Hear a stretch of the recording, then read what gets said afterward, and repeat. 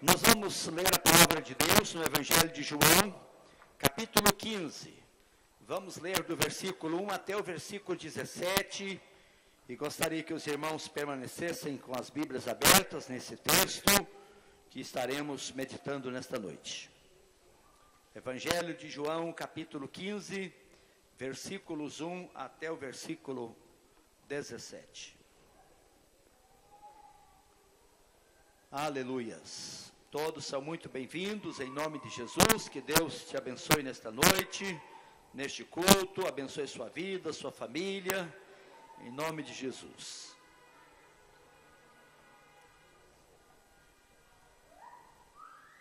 Buzinas tocando, já temos governador de Brasília eleito, já temos presidente da República também eleita, amém. Aleluias. Diz assim: eu sou a videira verdadeira, e meu pai é o agricultor. Todo ramo que estando em mim não der fruto, ele o corta, e todo que dá fruto limpa, para que produza mais fruto ainda. Vós já estáis limpos pela palavra que vos tenho falado. Permanecei em mim, e eu permanecerei em vós. Como não pode o ramo produzir fruto de si mesmo, se não permanecer na videira, assim nem vós o podeis dar, se não permanecerdes em mim. Eu sou a videira, vós os ramos. Quem permanece em mim e eu nele, esse dá muito fruto, porque sem mim nada podeis fazer. Se alguém não permanecer em mim, será lançado fora à semelhança do ramo e secará, e o apanham, lançam no fogo e o queimam. Se permanecerdes em mim, e as minhas palavras permanecerem em vós, pedireis o que quiserdes, e vos será feito. Nisto é glorificado meu Pai, em que deis muito fruto, e assim vos tornareis meus discípulos. Como o Pai me amou, também eu vos amei. Permanecei no meu amor. Se guardardes os meus mandamentos, permanecereis no meu amor, assim como também eu tenho guardado os mandamentos de meu Pai, e no seu amor permaneço. Tenho-vos dito estas coisas para que o meu gozo esteja em vós, e o vosso gozo seja completo. O meu mandamento é este, que vos ameis uns aos outros, assim como eu vos amei. Ninguém tem maior amor do que este, de dar a alguém a própria vida em favor dos seus amigos. Vós sois meus amigos, se fazeis o que eu vos mando. Já não vos chamo servos, porque o servo não sabe o que faz o seu senhor, mas tenho-vos chamado amigos, porque tudo quanto ouvi de meu Pai, vos tenho dado a conhecer. Não fostes vós que me escolhestes a mim, pelo contrário, eu vos escolhi a vós outros, e vos designei para que vades e deis fruto, e o vosso fruto permaneça, a fim de que tudo quanto pedirdes ao Pai em meu nome, ele vos conceda. Isto vos mando, que vos ameis uns aos outros. Amém. Vamos orar ao Senhor nosso Deus, mais uma vez, pedindo a bênção dele sobre a palavra que estaremos meditando aqui nesta noite. Nosso bondoso Deus, nosso Pai maravilhoso, nós bendizemos o teu santo nome, Senhor, porque sabemos que o Senhor é um Deus gracioso, um Deus misericordioso, Deus bondoso para com todos aqueles que invocam o teu santo nome. E estamos aqui reunidos no teu nome, te louvando, te adorando, e também com o coração aberto, Senhor, para receber a tua palavra. Deus, fala, Senhor, aos nossos corações através da tua palavra nesta noite. Abençoe cada pessoa que chegou a esta casa aqui nesta noite, Deus. Alimenta a nossa alma, o nosso espírito, desperta em nós um desejo intenso, Senhor, de estarmos em comunhão contigo cada vez mais, em nome de Jesus. Amém. Amém. Graças a Deus. Meus queridos irmãos, este texto que é mais chamado por uma alegoria, nós temos muitas parábolas nos chamados evangelhos sinóticos, Mateus, Marcos e Lucas. e não encontramos essas parábolas no Evangelho de João. Aqui o capítulo 15, o capítulo 10, é mais chamado de uma alegoria do que uma parábola. Mas nesta alegoria aqui do Senhor Jesus, nós temos realmente lições preciosas. E eu quero começar esta mensagem pensando aqui em alguns ou vários substantivos e verbos no texto aqui, que merece nós analisarmos. Primeiramente, esse substantivo. O primeiro, videira. Jesus é a videira verdadeira. O primeiro versículo inicia dizendo: eu sou a videira verdadeira.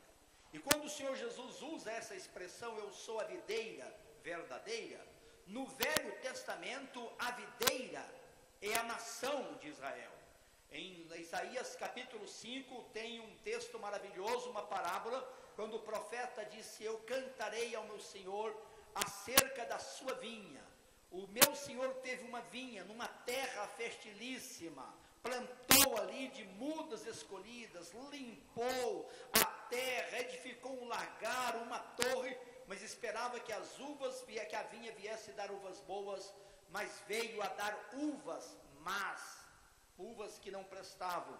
E o texto sagrado, então, já de maneira profética, diz que a sebe, a cerca desta vinha, seria tirada e a vinha seria destruída. E o profeta Isaías, então, fala sobre o Messias. E o Messias agora é essa vinha, é essa videira verdadeira. Não é mais a nação de Israel que é a videira do Senhor, mas o Messias é a videira verdadeira, e todos aqueles que estão nele são estes ramos maravilhosos. Então Jesus é a videira. A figura também do agricultor. O agricultor é Deus, o Pai. Eu sou a videira verdadeira, disse Jesus, e o meu Pai é o agricultor. Os ramos que não dão fruto, que estão nesta videira, são os cristãos, podemos dizer, cristãos nominais, que não teve experiência realmente de regeneração, de transformação pelo Senhor Jesus. Na parábola do semeador, o semeador saiu a semear a semente em vários tipos de terra, à beira do caminho, que os inimigos roubaram essa semente antes de entrar no coração do homem. A semente caiu no solo rochoso também, que cresceu, mas veio o sol e não teve jeito das raízes aprofundar, morreu também, secou. A semente caiu entre os espinhos, e os espinhos sufocaram também, e ela não chegou a dar o seu fruto. E a semente caiu em boa terra, e no dizer de Cristo Jesus, são aqueles que ouvem a palavra de Deus e compreendem, e esses vão produzir fruto a 100, a 60 e a 30 por um. Então muitas pessoas começam a vida cristã, mas realmente não teve a experiência da salvação, da regeneração. São esses ramos que não dão frutos, cristãos nominais. Todo ramo que estando em mim, diz o verso 2, não der fruto, ele o corta. E encontramos também os ramos que dão fruto, que são os cristãos realmente transformados, aqueles que ouviram a mensagem do Evangelho, entenderam a mensagem do Evangelho e produz, segundo Mateus, a 100, a 60 e a 30 por um. E todo que dá fruto, diz o texto, meu Pai limpa para que produza mais fruto ainda. E o fruto, o que é o fruto? É impressionante esse texto, como Gálatas capítulo 5, versículos 22 e 23, diz: o fruto do Espírito é, e depois apresenta aquelas 9 características deste fruto. O fruto do Espírito, 8, é amor, alegria, paz. Aqui também nesse texto, o fruto está sempre no singular. O fruto, então, podemos dizer, é o caráter de Cristo produzido em nós, para que em nosso viver demonstremos então ao mundo a glória do Senhor Jesus. E tudo que dá fruto, diz o texto, o Pai limpa para que produza mais fruto ainda. Dr. Antônio Gilberto, comentarista bíblico, ele diz: assim como Jesus tomou um corpo humano para revelar o Pai ao mundo, semelhantemente o Espírito Eterno veio habitar no crente para revelar Cristo ao mundo.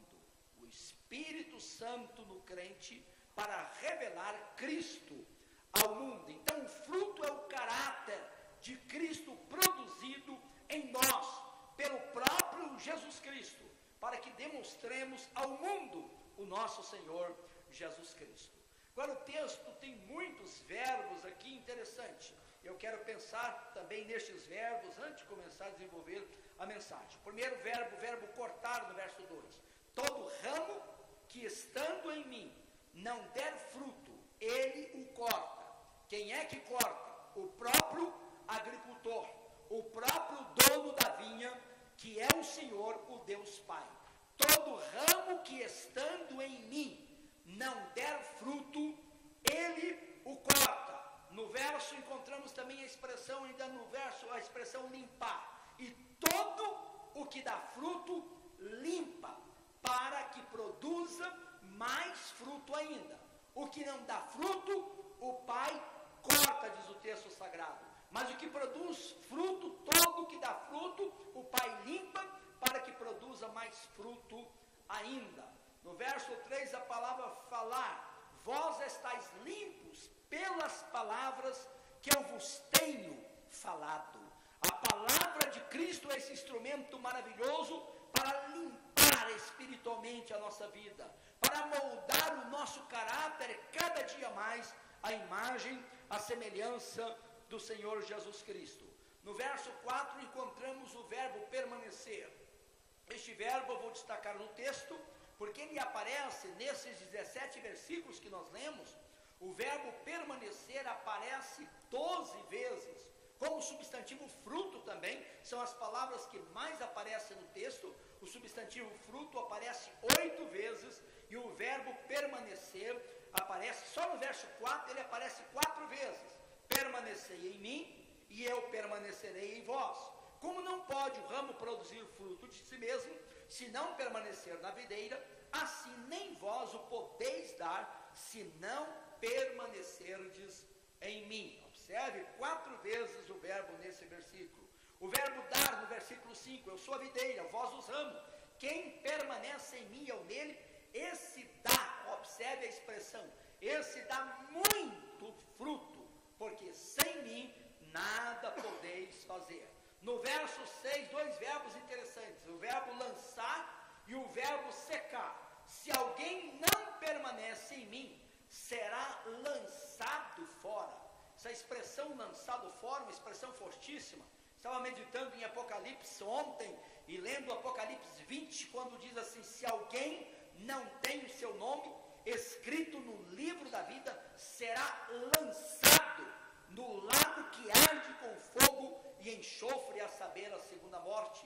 E Apocalipse capítulo 19 diz que a besta e o falso profeta serão lançados vivos no lago de fogo. E aqui está dizendo: se alguém não permanecer em mim, será lançado fora, à semelhança do ramo, e secará, e o apanham, mais uma vez, lançam no fogo e o queima. Impressionante esta figura usada de uma videira aqui. A videira só serve para dar fruto. É uma planta baixa, 1 metro e pouco de altura, você faz alguma coisa ali para aqueles galhos subirem ali, mas se você corta uma videira, uma parreira, ela não serve praticamente para nada. Ela não serve, por exemplo, para construir um móvel como esse aqui, fazer uma mesa. Ela não serve, a única coisa que ela serve é para ser queimada. Não tem outra utilidade. Uma vez que ela seca, ela não serve como uma madeira de lenha, outra madeira. A única coisa é para ser queimada. Por isso o texto diz: se alguém não permanece em mim, será lançado fora à semelhança do ramo, e secará, e o apanham, lançam no fogo e o queimam. No verso 7, o verbo pedir: se permanecerdes em mim, e as minhas palavras permanecerem em vós, pedireis o que quiserdes, e vos será feito. No verso 8, o verbo glorificar: nisto é glorificado meu Pai, em que deis muito fruto, e assim vos tornareis meus discípulos. Ainda a palavra glorificar, no verso 8, nisto é glorificado meu Pai, em que deis muito fruto. No verso 10, o verbo amar: como o Pai me amou. O verso 9, como o Pai me amou, também eu vos amei. Permanecei no meu amor. No verso 10, o verbo guardar. Se guardardes os meus mandamentos, permanecereis no meu amor, assim como também eu tenho guardado os mandamentos de meu Pai, e no seu amor permaneço. No verso 11, o verbo dizer, tenho-vos dito estas coisas, para que meu gozo esteja em vós, e o vosso gozo seja completo. No verso 14, o verbo fazer, vós sois meus amigos, se fazeis o que eu vos mando.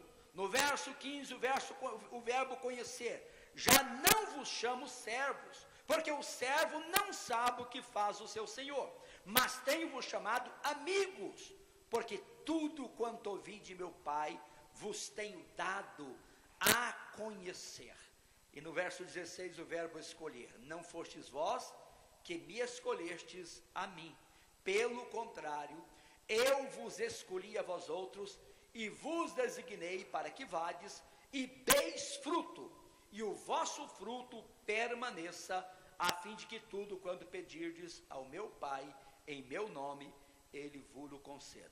E por último, no verso 17, o verbo mandar, isto vos mando, que vos ameis uns aos outros. Ele já tinha dito no verso 12, o meu mandamento é este, que vos ameis uns aos outros, assim como eu vos amei.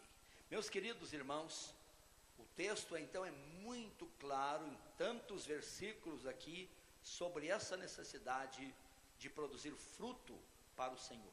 Nisto, verso 8, é glorificado meu Pai, em que deis muito fruto, e assim vos tornareis meus discípulos. O verso 16 diz, eu vos escolhi a vós outros, e vos designei para que vades, e deis fruto, e o vosso fruto permaneça, a fim de que tudo quanto pedirdes ao Pai em meu nome, ele vos conceda.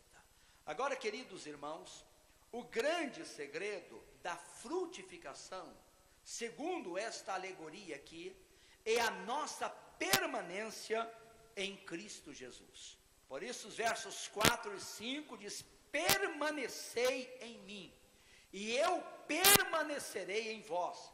Como não pode o ramo produzir fruto de si mesmo, se não permanecer na videira, assim nem vós o podeis dar, se não permanecerdes em mim.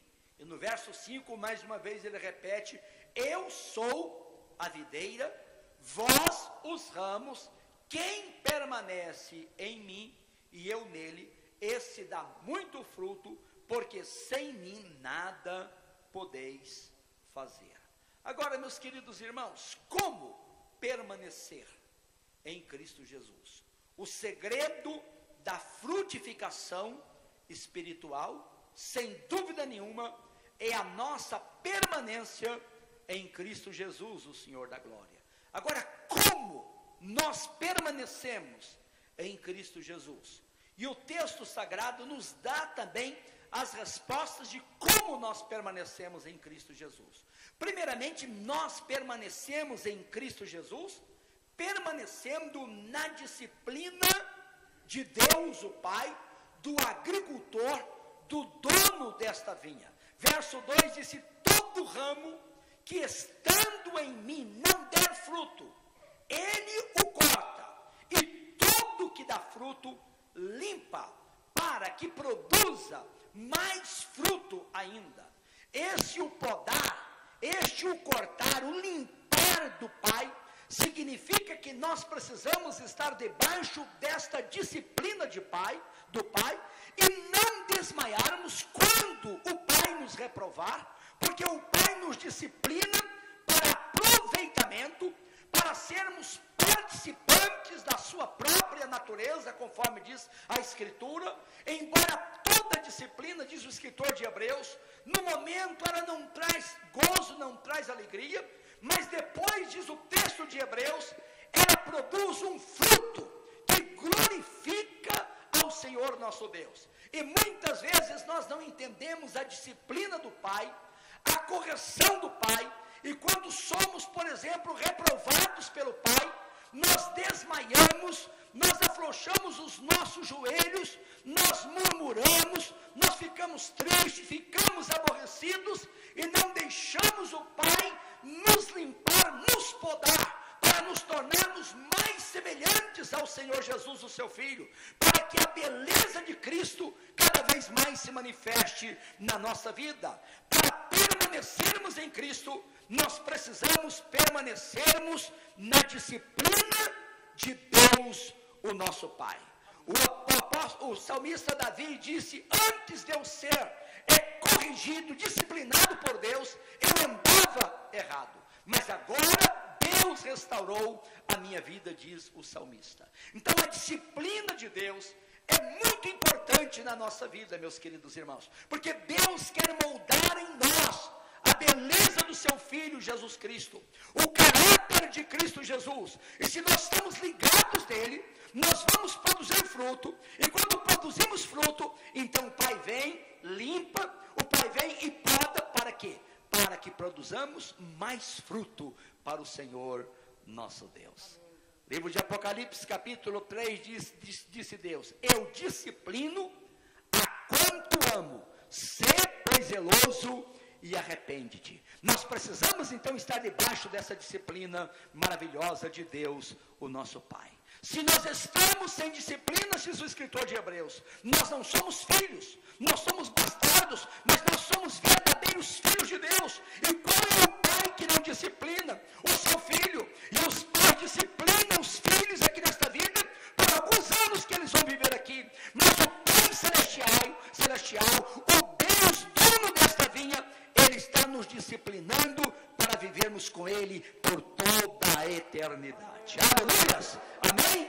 Glória a Deus! Então não podemos desmaiar quando por Deus nós somos reprovados, porque muitas vezes somos reprovados. Ele diz: não é assim que eu quero, não é esse comportamento, não é essa atitude sua, muda de vida. E nós temos que nos submetermos a essa disciplina de Deus e dizer: Deus, tu és o oleiro, eu sou apenas o barro nas tuas mãos. Deus, quebra, Senhor, transforma, faz deste vaso um vaso de bênçãos, um vaso de honra para a tua glória. Aleluias, aleluias.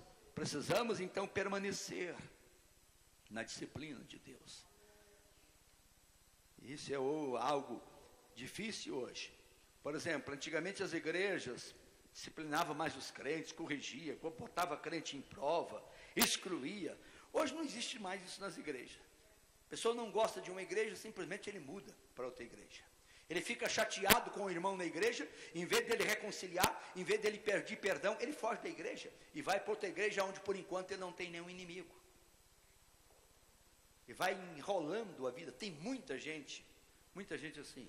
Ah, por que você saiu da igreja? Não, o irmão me aborreceu, eu me entristeci. Em vez de aproximar do irmão, em vez de fazer o que o sermão da montanha disse, vai trazer a tua oferta e lembrar que tem alguma coisa contra o seu irmão, deixa a sua oferta ali, vai e reconcilia com o teu irmão e depois ofereça a sua oferta ao Senhor nosso Deus. Mas não queremos o caminho muitas vezes da obediência ao Senhor, não nos submetemos à disciplina de Deus, não nos submetemos à disciplina da igreja, disciplina do pastor. Queremos viver a nossa vida não como ovelhas, mas como verdadeiros lobos que não têm pastor muitas vezes. Mas o texto é muito claro: para uma vida frutífera nós temos que permanecer na disciplina do Pai. E permanecer na disciplina do Pai é permanecer na disciplina, às vezes, dos seus pais aqui na terra, é permanecer em harmonia com o seu cônjuge, com o seu esposo, com a sua esposa, com os seus pais, com os seus filhos, com a liderança espiritual na igreja, porque Deus usa esses instrumentos para podar a nossa vida, para nos moldar cada dia mais parecidos com o Senhor Jesus Cristo. Permanência na disciplina. Aquele que não dá fruto, o Pai corta. Não é regenerado, não é transformado. É semente que caiu em terra ruim, caiu à beira do caminho, caiu em solo rochoso, caiu entre os espinhos, mas semente caiu em boa terra. É gente que ama a palavra de Deus, é gente que entende o amor de Deus, é gente que entende a palavra de Deus, e entende que Deus é um Deus de graça e de misericórdia, mas que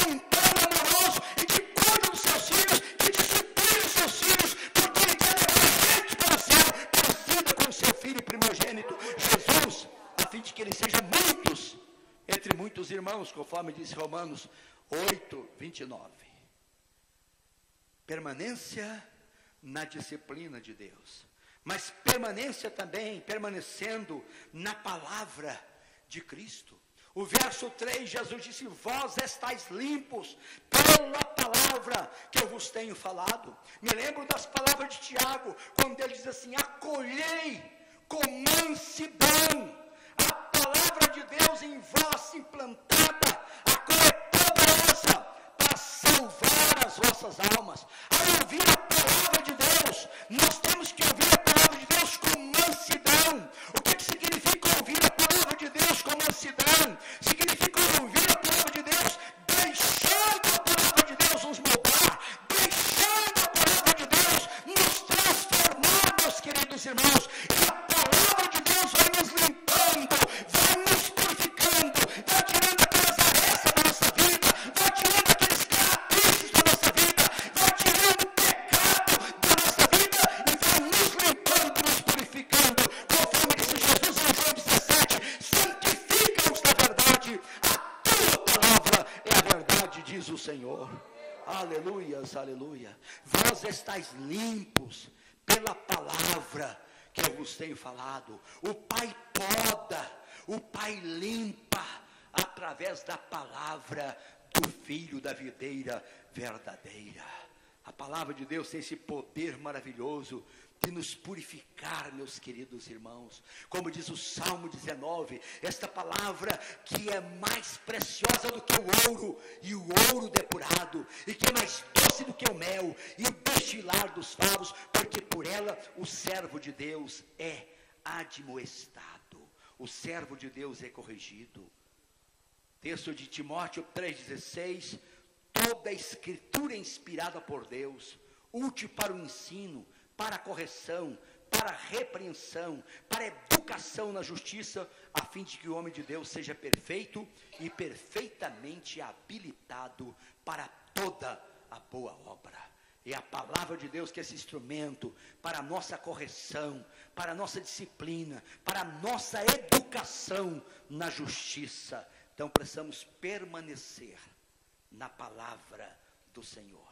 O verso 7 diz: se permanecerdes em mim e as minhas palavras permanecer em vós. Aleluia. Se permanecerdes em mim e as minhas palavras permanecerem em vós. Precisamos ter essa palavra na nossa vida, meus queridos irmãos. Amar a palavra de Deus e não sermos apenas ouvintes da palavra, mas praticantes desta palavra. Fazer o que fez Maria, que ouvia e guardava todas aquelas palavras no seu coração, meditando nessa palavra de Deus. Nós não podemos ir para um culto como este aqui e sair daqui e imediatamente esquecer tudo que nós ouvimos. Nós temos que nos esforçar para meditar, para refletir, para pensar naquilo que nós ouvimos. Nós temos que orar em harmonia com a palavra que nós recebemos aqui. Se estamos falando nesta noite, por exemplo, sobre esta comunhão com Cristo, essa permanência em Cristo Jesus, nós temos que suplicar isso de Deus, e suplicar com fervor, com paixão na nossa alma. É o meio, meus queridos irmãos, de permanecermos na palavra de Deus. Nós temos que fazer o que diz o livro já de Deuteronômio, capítulo 6, ouve Israel, o Senhor, o único Deus, amarás o Senhor teu Deus de todo o teu coração, de toda a tua alma e de toda a tua força. Falarás desta palavra aos teus filhos na tua casa, sentado com ele, andando, comendo, viajando, a palavra de Deus no seu coração, na sua vida. Não apartar nunca desta palavra. Fazer o que diz o Salmo 1, bem-aventurado o homem que não anda segundo o conselho dos ímpios, não se detém no caminho dos pecadores, nem se assenta na roda dos escarnecedores, antes o seu prazer está na lei do Senhor, e na sua lei medita de dia e de noite. Aleluia. Meditação, levar a sério a palavra do Senhor, nosso Deus, meus queridos. Permaneça também na oração. O verso 7 diz: se permanecerdes em mim, e as minhas palavras permanecerem em vós, pedireis o que quiserdes, e vos será feito. Eu tinha muita dificuldade com esse versículo. E é um dos versículos, se entendido fora do contexto, você pode criar absurdos. Porque o texto diz: pedireis o que quiserdes, e vos será feito. Eu acredito que não existe um cristão na face da terra que pediu tudo o que quis e que tudo foi feito. O que significa isso? Pedireis o que quiserdes e vos será feito. O texto está falando do fruto da vida do cristão.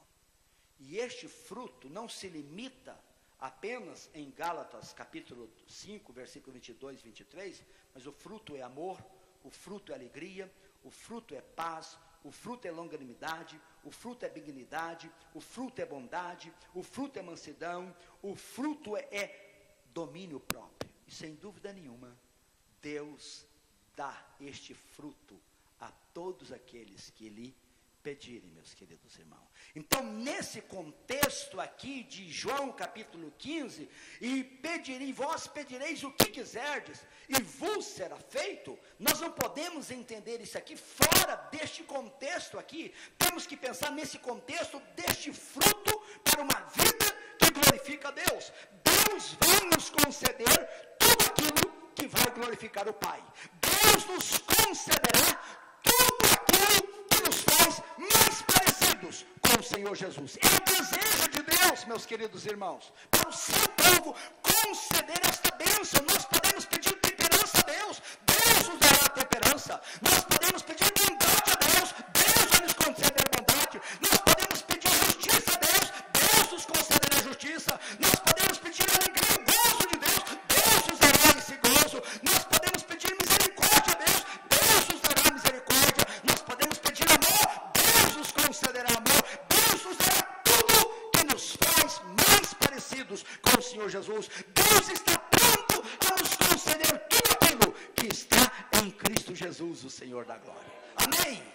Aleluias ao Senhor nosso Deus. Bendito seja o Senhor. Então permaneça na oração. O verso 16 também termina: para que vades e deis fruto, e o vosso fruto permaneça, a fim de que tudo quanto pedirdes ao Pai em meu nome, Ele vos conceda.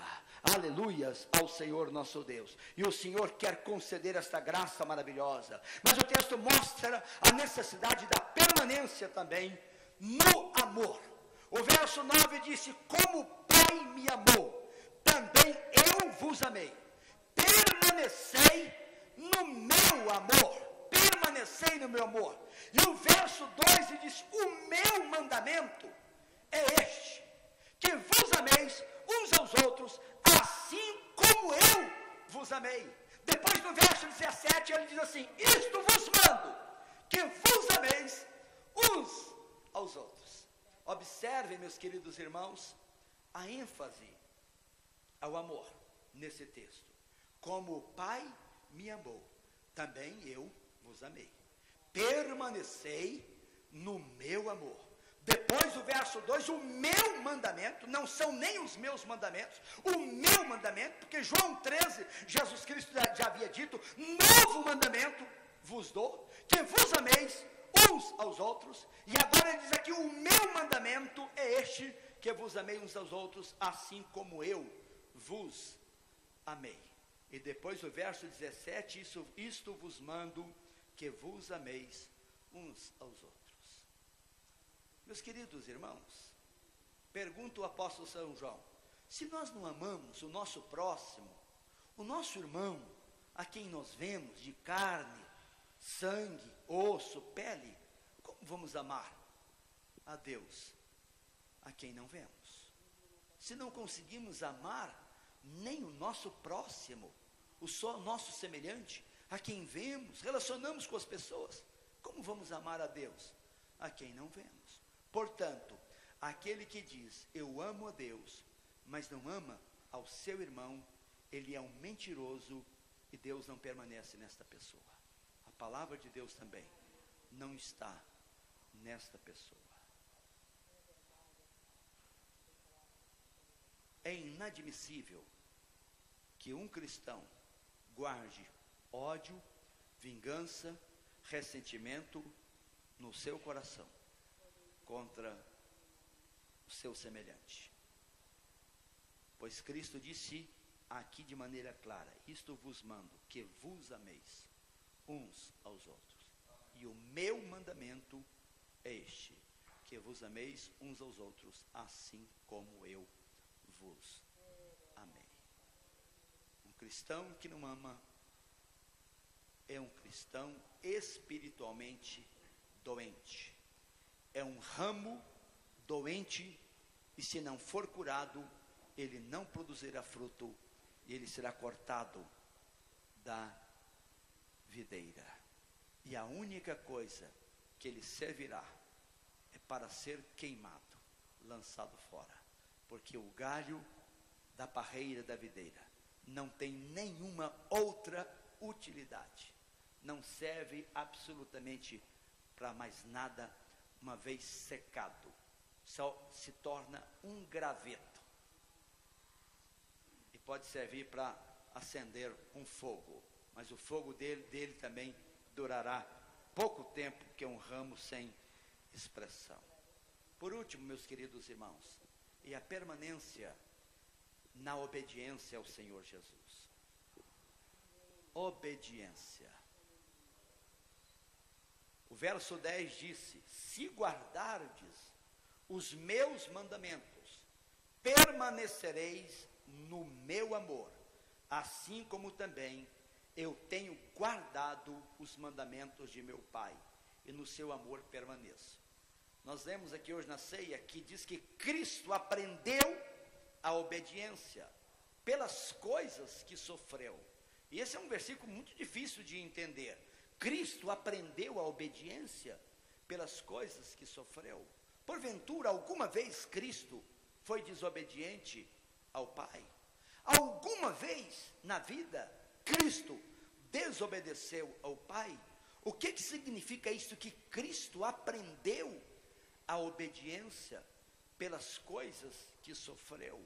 Significa, meus queridos irmãos, que Cristo realmente no sofrimento, na agonia do Getsemane, quando ele orava dizendo: Pai, se for possível, passa de mim este cálice, mas não seja o que eu quero, e se o que tu queres. Ele se submeter inteiramente à vontade do Pai, mesmo quando derramava gotas de sangue sobre o horto. Ele aprendeu a obediência pela coisa, entendeu que a obediência ao Pai é a melhor coisa para a sua vida. Por isso ele suportou a cruz, não fazendo caso da ignomínia, e assentou à destra de Deus Pai, nas alturas acima de todo nome nos céus, na terra e debaixo da terra. Eu posso entender no sofrimento, na agonia, em gotas de sangue, diante da morte, diante do sofrimento, que a melhor coisa que existe para a minha vida é a obediência a Deus, o Pai, meus queridos irmãos. Aleluia. Obediência. E o texto é muito claro quando o Senhor diz: se guardardes os meus mandamentos, permanecereis no meu amor, assim como também eu tenho guardado os mandamentos de meu Pai e permaneço no seu amor. Ou será que o diabo já colocou na sua vida que você é tão especial para Deus que você pode desobedecer e continuar no amor do Pai? Me lembro de uma confissão de um grande pregador na televisão, que infelizmente caiu em pecado escandaloso, que o ministério dele foi praticamente arrasado. E ele disse na sua confissão: eu pensava que eu era tão importante para Deus, o meu ministério era tão grande, eu ajudava tantas crianças na África e no mundo, que eu pensei que eu podia desobedecer a Deus, e Deus ainda ia continuar cuidando de mim. Meu querido irmão, se o próprio filho diz: eu permaneço no amor do meu Pai, porque eu obedeço ao meu Pai. Você é tão especial para Deus, bem mais especial do que Jesus Cristo, que pode desobedecer a Deus e continuar no amor de Deus, frutificando para Deus. Será que o diabo tem esse poder de te enganar desta maneira? Se o próprio Filho de Deus disse: eu permaneço no amor do meu Pai, porque eu permaneço na obediência ao meu Pai. O meu Pai sempre está comigo, disse Jesus, porque eu faço sempre o que lhe agrada. Aleluia. Eu faço o que ele quer. Quando Pilatos, tentando interrogar Jesus, e Jesus fica calado, Pilatos diz: você não sabe que eu tenho poder para te soltar ou para mandar te matar? Jesus calmamente diz: olha, Pilatos, nenhum poder você teria sobre mim, se do alto não fosse dado. Eu tenho um Deus acima de você, Pilatos. Você não é nada diante desse Deus. Aquilo impactou tanto Pilatos, que a partir daquele momento Pilatos queria soltar Jesus. Não soltou por causa da pressão dos judeus, mas ele viu quem era Jesus, que acima de compromisso com o homem, lealdade ao homem, a governador, a rei, ou qualquer outra pessoa, Jesus nunca saía da vontade do Pai. Que o Espírito de Deus nessa noite injete no seu coração, nos nossos corações, o desejo pela obediência a Deus, porque o obedecer é melhor do que o sacrificar, e a rebelião, a desobediência a Deus é tão perigosa como a idolatria e a feitiçaria. Assim como a idolatria e a feitiçaria expõe a pessoa ao domínio do diabo, ao domínio de Satanás e dos demônios, a desobediência a Deus tira a graça de Deus da pessoa e expõe a pessoa também ao diabo e aos demônios. Permanência na obediência ao Senhor Jesus. E o verso 13 disse: ninguém tem maior amor do que este, de dar a alguém a própria vida, em favor dos seus amigos. E vocês são meus amigos, se fizer aquilo que eu mando vocês. Amigos de Jesus. E ele disse: eu não chamo vocês de servos. O servo, o escravo não sabe o que faz o seu patrão, o que faz o seu senhor. Mas eu tenho chamado de amigos. Eu tenho dito para vocês, está no meu coração. João 13, 15, 16, 17, é Jesus Cristo abrindo o coração a Deus e também aos discípulos, compartilhando com os discípulos tudo aquilo que estava no coração dele. E quando nós nos submetemos a Deus, Deus abre o coração dele para nós, meus irmãos. E Deus não nos trata simplesmente de servos, de escravos, mas de amigos, porque Ele compartilha conosco o que está no nosso coração. Me lembro de uma história que eu li, grande pregador americano, D.L. Moody, um servo de Deus, muito humilde, muito abençoado, um homem simples, que levou mais de 500 mil pessoas a Cristo, sem rádio, sem televisão, um homem de Deus. E é um homem que tinha sempre coisas preciosas de Deus para compartilhar com a igreja. Uma vez 2 irmãos estavam conversando e disse: por que o do irmão Moody, sempre quando abre a Bíblia para dizer alguma coisa, ele tem alguma coisa nova para dizer? A gente lê, não vê nada, mas ele vê coisas na palavra que nós não vemos. O outro irmão pensou e disse: eu acho que eu sei por quê. Mas por quê? Ele diz: é porque Moody está tão perto de Deus, que Deus conta os segredos para ele, ele vem e conta para a gente. Mas é isso que o texto está dizendo. Quando nós somos fiéis a Deus, quando nós somos obedientes a Deus, Deus conta os segredos dele, Deus conta as maravilhas. Não é isso que diz Jeremias 33:3? Invoca-me e eu vou te responder. Vou anunciar para você coisas grandes, coisas firmes, coisas ocultas que você não sabe. Não é isso que diz o salmista no Salmo 25, que a intimidade do Senhor é para aqueles que o temem, o qual Ele fará conhecer o seu nome, as suas maravilhas. Deus revela quando há esta obediência ao Senhor nosso Deus, meus queridos irmãos. Daí vem a importância então da nossa permanência em Cristo.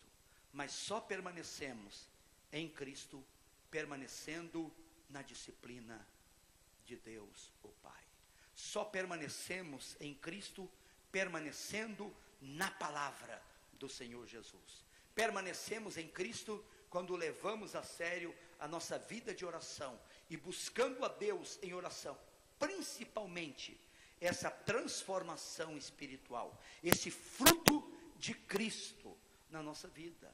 Hoje as pessoas às vezes oram muito, mas oram pedindo casa, pedindo casamento, pedindo bom emprego, pedindo concurso. Eu não tenho nada errado, não acho errado em pedir essas coisas, pode pedir, mas meus queridos irmãos, acima tem que pedir o que o texto está dizendo, é pedir transformação, é pedir que o caráter de Cristo, que a beleza de Cristo se veja, se manifeste na nossa vida. Permanência neste amor bendito e permanência na obediência ao Senhor Jesus. Agora, o resultado desta vida frutífera, meus queridos irmãos, não se compara com nada neste mundo. Primeiro, Deus é glorificado quando nós permanecemos nele, permanecendo na disciplina, permanecendo na palavra, permanecendo na oração, permanecendo no amor e permanecendo na obediência. Olha o verso 8: nisto é glorificado meu Pai, em que deis muito fruto, e assim vos tornareis meus discípulos. Uma tradução dizia: assim sereis conhecidos como os meus discípulos. Nisto é glorificado meu Pai. O Pai é glorificado em darmos frutos para Ele. E assim diz o texto sagrado, nós seremos conhecidos como discípulos de Cristo Jesus. O Pai é glorificado na vida do cristão frutífero, na vida daquele que cada dia se torna mais parecido com Cristo Jesus. O gozo completo na vida desse cristão, deste crente, desse servo de Deus. O verso 11 diz: tenho-vos dito estas coisas, para quê? Para que o meu gozo esteja em vós, e o vosso gozo seja completo. Já pensou nessa expressão, o vosso gozo, ou trocando a palavra gozo, conforme outra tradução, pela palavra alegria? O vosso gozo, ou a vossa alegria, seja completa. Alegria plena. Já pensou nisso, irmãos? Depois de dizer o fruto do Espírito é amor, a segunda palavra é alegria, ou senão a palavra gozo.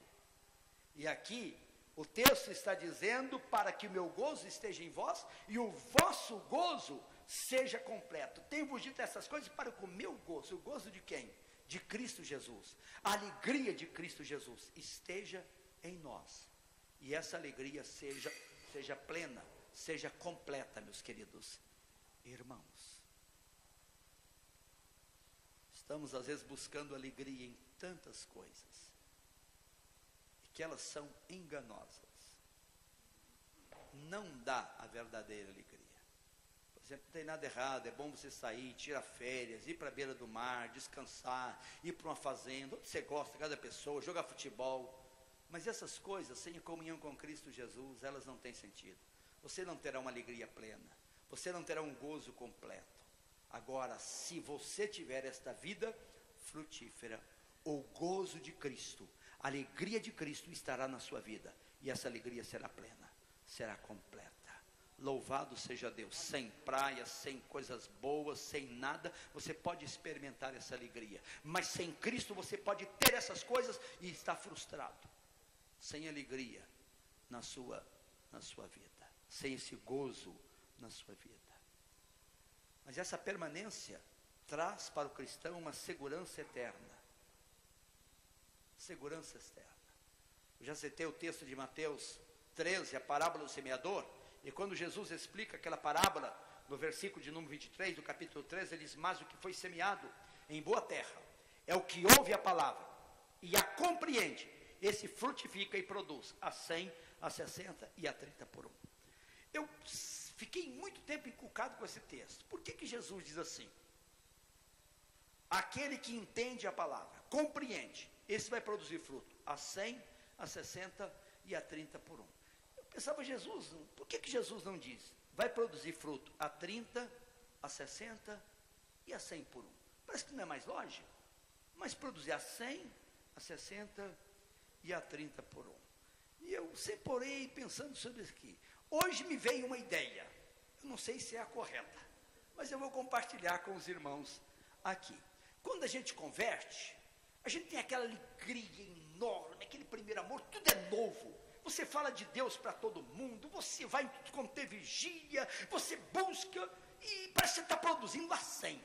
Não é verdade? Não é assim? Mas tem muita infantilidade na vida desses crentes, tem muita coisa ainda que precisa ser tirada, muito carrapicho ainda nessa ovelhinha do Senhor Jesus. Qualquer coisa ele se milindra, é aquela coisa, é um crente empolgado, maravilhoso, mas é um crente ainda fraco. Ele produz 100, só tem que esse fruto dele ainda não é muito seguro. Ele vai amadurecendo então, daí passa a produzir 60, parece que é menos, mas a qualidade do fruto é outra. Depois de um tempo ele cresce mais, agora não é 60, é 30. Mas o fruto tem uma qualidade que só Deus, meus irmãos, pode ver. Daí eu meditando nisso, e eu costumo dizer que só entende bem a Bíblia quem nasceu na roça e viveu na roça. Porque a Bíblia é escrita num contexto de roça, de lavoura. As parábolas, é semeador, é agricultor, é vaqueiro, é boieiro, é pastor. Quem não tem esse contexto, tem dificuldade. Então eu, como um bom roceiro, eu fui plantador de melancia lá em Minas Gerais. E o Espírito Santo me trouxe isso na mente hoje. Se você planta um pé de melancia aqui, primeiro tem que cuidar bem, tem que adubar a terra ali, nasce aquele pé de melancia viçoso, e aquelas ramas ali ocupam ali uns 5 metros quadrados, e de repente começa a vir aquelas frutas. E às vezes dá um pé de melancia, pode dar umas 40 melancias. E você deixa dar aquelas 40 melancias. Só tem que a melancia vai pesar, em média, 2, 3 quilos, 1 quilo. O que a gente fazia e o que o pessoal faz? Essa melancia que você compra lá no supermercado, que dá trabalho para carregar. Você chega na balança, pesa 12, 15, tem melancias até 18 quilos. Então, o que o agricultor faz? Então, nasce aquele tanto de melancia, ele vai lá, corta aquelas melancias e deixa 3, 4, no máximo 5 melancias. Daí a força daquela planta vai para aquelas 5 melancias, concentrado só nas 5 melancias e não nas 40 melancias. Daí você vai produzir melancia de 15, de 18 e de 20 quilos. Parece que é menos, mas é mais do que aquele tanto de melanciazinha de 1 quilo que ninguém vai comprar e que não serve para nada. Então, quando Jesus diz, vai produzir a 100, a 60 e a 30 por 1, parece que vai diminuindo, mas a qualidade vai aumentando. A maturidade vai aumentando. Que revelação que Deus me deu, pastor Júlio César.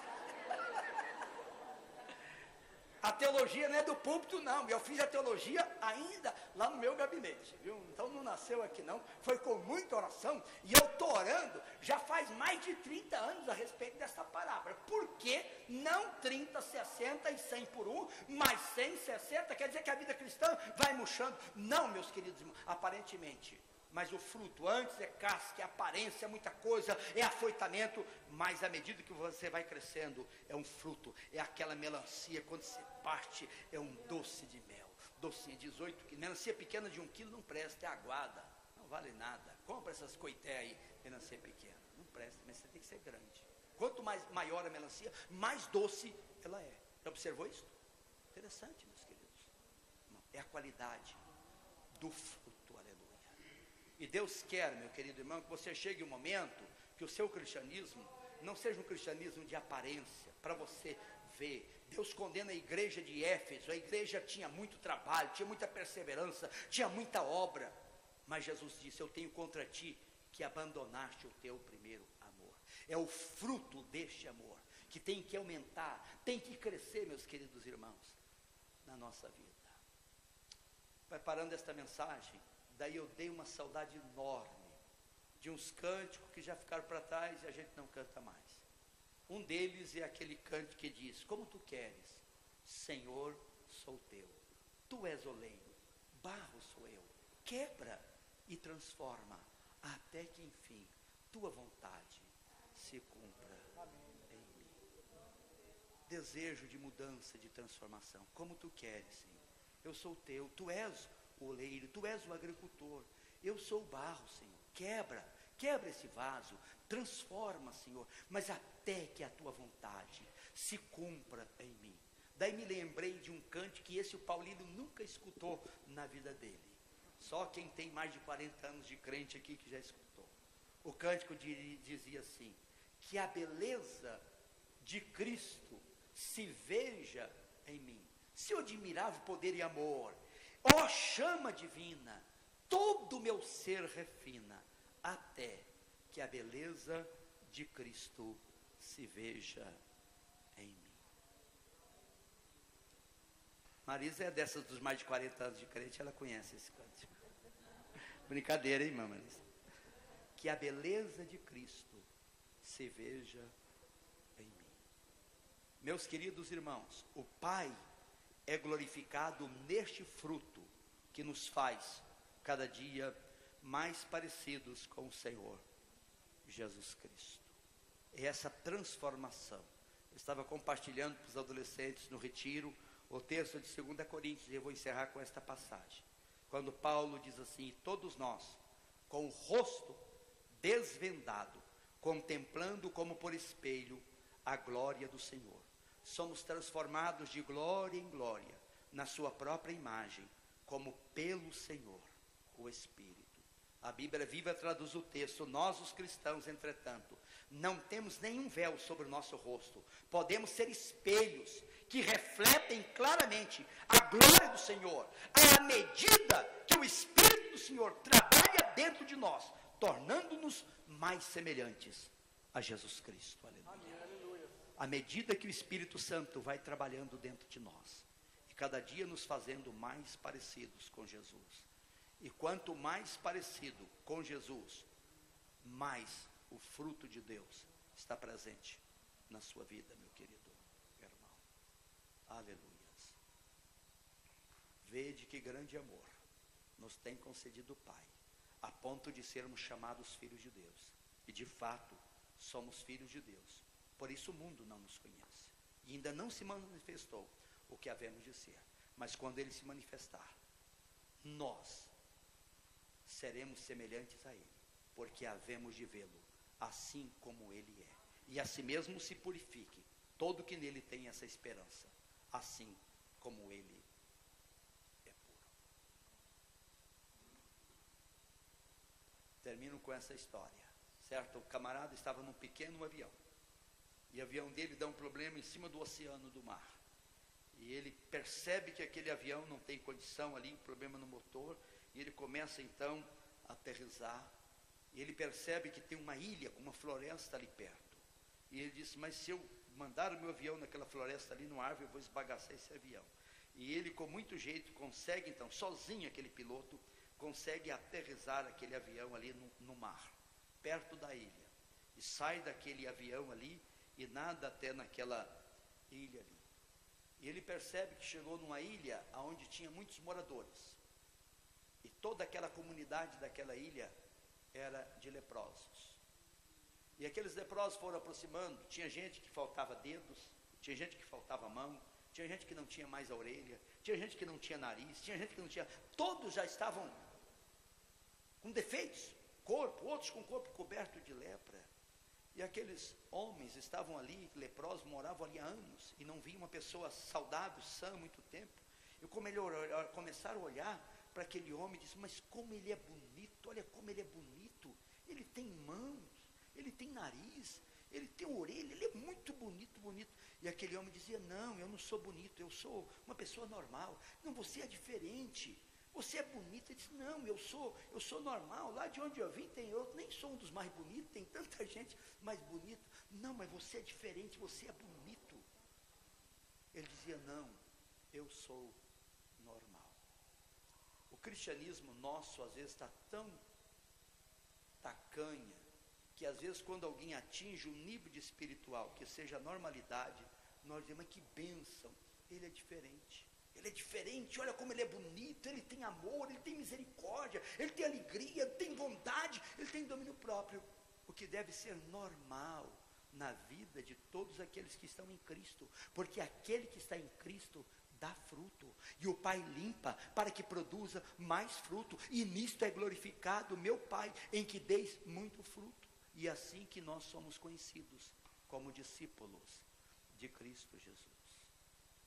E o Espírito colocou essa palavra no meu coração, para desafiar você a essa permanência, a permanecer na videira verdadeira. Amém. E permanecer nessa videira, permanecendo na disciplina. Amém. De Deus o Pai, permanecendo na palavra, para que essa palavra te limpe e te purifique, permanecendo no Senhor Jesus Cristo, permanecendo neste amor maravilhoso de Deus, permanecendo na oração e permanecendo na obediência. Amém, aleluia. Para uma vida frutífera, cada dia mais parecido com o Senhor.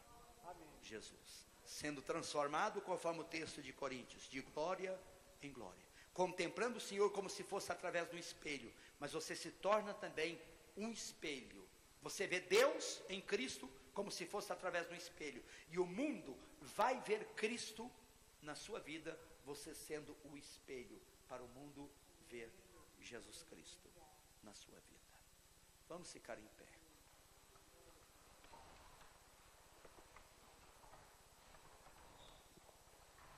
Eu pedi para o pessoal gravar a mensagem dessa noite, que eu acho que essa mensagem pode edificar muitas vidas. E se ficou prestando, depois vocês vão ter essa mensagem disponível.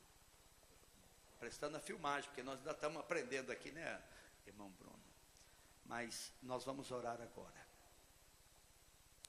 Vamos falar com Deus. E Deus, eu quero essa transformação espiritual. Deus, eu quero produzir esse fruto. Não é um fruto simplesmente de um ativismo religioso. É um fruto de qualidade. Fruto de qualidade. Não importa se eu comecei com 100, estou em 60, em 30. Mas eu quero um fruto de qualidade para o Senhor. Fruto de vida. Fruto de caráter. Fruto de mudança. Que as pessoas possam ver Jesus Cristo na minha vida. Que cada dia eu me torne mais parecido com o Senhor. Nós vamos orar pedindo isso a Deus, nesse momento, em oração. Você quer dar um passo à frente, vir à frente aqui? Talvez todos podem dar um passo à frente, para a gente orar ao Senhor nesse momento. Pedindo agora isso que Deus, sem dúvida nenhuma. E tudo que pedirdes em oração, o texto diz que Ele vai dar. Nesse contexto aqui, sem dúvida nenhuma. E vós, pedir o que quiserdes, e vos será feito. É mais amor, é a alegria de Deus na sua vida, é a paz de Deus, é a bondade de Deus, é a benignidade, é a mansidão, é a temperança, é o domínio próprio, é a justiça de vida, é a santidade de vida. Deus está pronto a nos conceder a sua graça, o seu amor, em nome de Jesus. Meus queridos irmãos, não queremos ser estes